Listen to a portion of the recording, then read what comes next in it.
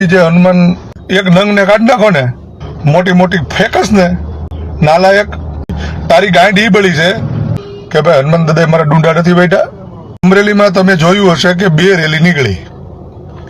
એ 2 rally ને એક કરવા હાટું અમે છેલ્લા 1 મહિનાથી મથતા હતા અને માંડ કરી અને જ્યારે નિર્ણય લેવામાં આવ્યો કે હાલો હવે બધા ભેગા થઈને એક રેલી કરશું, ત્યારે અમારો એક નમૂનો ખોટો વિરોધે ચીડ્યો હતો, બરાબર. અને મને ફોન કરીને લોલીપોપ આપી હતી, મને કીધું તું કોલાને શું કહેવાય ફોટો ને બેનર મળી ગયું એટલે ઈવડો ઈ ઓલાના ખોળે બેહી ગયો. ઈ નમૂનો અત્યારે આવડાવની ભેગો પાછો આવેદન દેવા ગયો. એટલે તને જ કહું છું ભાઈ નવચેતન, અમરેલીમાં તું જે અંદરો અંદરની માં આણવાના ચાલુ કર્યા છે ને, અને એના લીધે થઈ અને હું જયારે લાઈવ થઈને અંદર જતો હતો ને ત્યારે ત્યાં જે 4 વ્યક્તિઓ ઉભા વાત કરતા હતા, આ બાબતે ચર્ચા થતી હતી. એટલે હું બોલ્યો કે આ એક નંગ ને કાઢી નાખો ને એટલે સમાજમાં શાંતિ થઈ જાય. એટલે તને જ કહેતો હતો નંગ, બરાબર. તું અત્યારે ત્યાં જે કલેક્ટર કચેરીની બારે ઉભો મોટી મોટી ફેકસ ને, નાલાયક, તો તું મારી ભેગો જ કામ કરતો, મારી ભેગો જ રહેતો અત્યાર સુધી.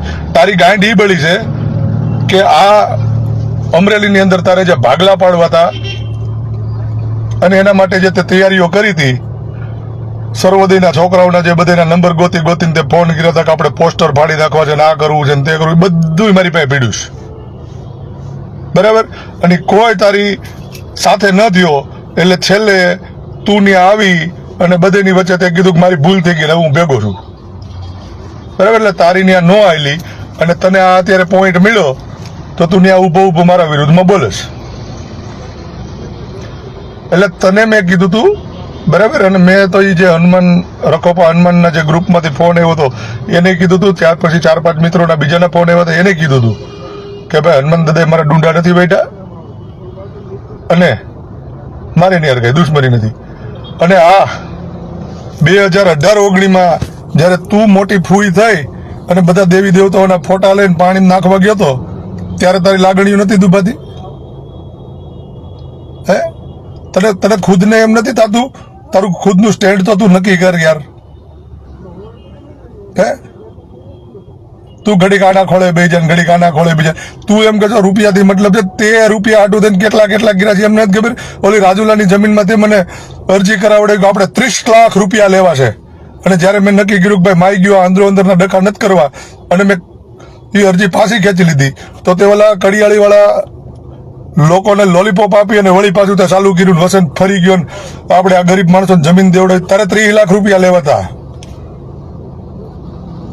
એટલે તો એ બધું કરાવડાવ્યું હતું, બરાબર.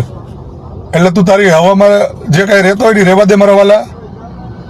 સમાજનો છો તો તને જાતો કરી દીધો એનો મતલબ એવું ન સમજતો, બરાબર. અને સમગ્ર અમરેલી જિલ્લાના સમાજને હું એટલું કહેવા માંગીશ કે ભાઈ મારે કોઈ દેવી દેવતાઓ વારે વાંધો નથી. હા, હું ક્યાંક બાયધોય છું, મેં બધું કર્યું છે, બરાબર. તો એના આધાર પુરાવા સાથે મેં કર્યું છે. અત્યારે હાલ જે હું એક સમૂહ લગ્નનું આયોજન કરી રહ્યો છું એમાં છેક કબરાવથી મોગલધામ જે રહ્યું ત્યાંથી એ લોકોએ આ દીકરીઓને પરણાવવા માટે મને દાન આપ્યું છે. તો કે મને હારો પાડીને તો નહીં આપ્યું હોય, બરાબર. એટલે મને કોઈની હારે વાંધો નથી, કોઈ દેવી દેવતા હારે વાંધો નથી. બધાય પોતપોતાની રીતે ભારતમાં સ્વતંત્ર છે, બધાને સ્વતંત્રતાથી જીવવાનો હક છે, બધાને પોતપોતાના ધર્મો પાળવાનો હક છે અને બધા કરે છે. હું માત્ર મારાથી તાતી સમાજના લોકોમાં જેને તકલીફ હોય, જેને ન ખબર પડતી હોય, મને જેવી ખબર પડતી હોય સલાહ આપું છું અને એના માટે લડું છું. એટલે મહેરબાની કરીને આવા અમારા નાલાયકોના સંગાતે ચડી અને ખોટી અફવાઓ ન ફેલાવતા, બરાબર. અને રહી વાત અમારા હલકાની, તો એ હલકાનું તો અમે ગોઠવી નાખીશું. એ અમે અંદરો અંદર સમજી લેવું. એટલે સમાજમાં હું હજી એકવાર કહું છું કે મને કોઈની યાર વાંધો નથી અને મારે પાસે તો હરેક સમાજના મિત્રો છે અને હરેક સમાજના લોકો સાથે હું હળી મળીને રહું છું. એટલે હજી એકવાર કહું છું મને કોઈની યાર વાંધો નથી અને તને કહું છું કે હવે મને તારી યાર વાંધો છે.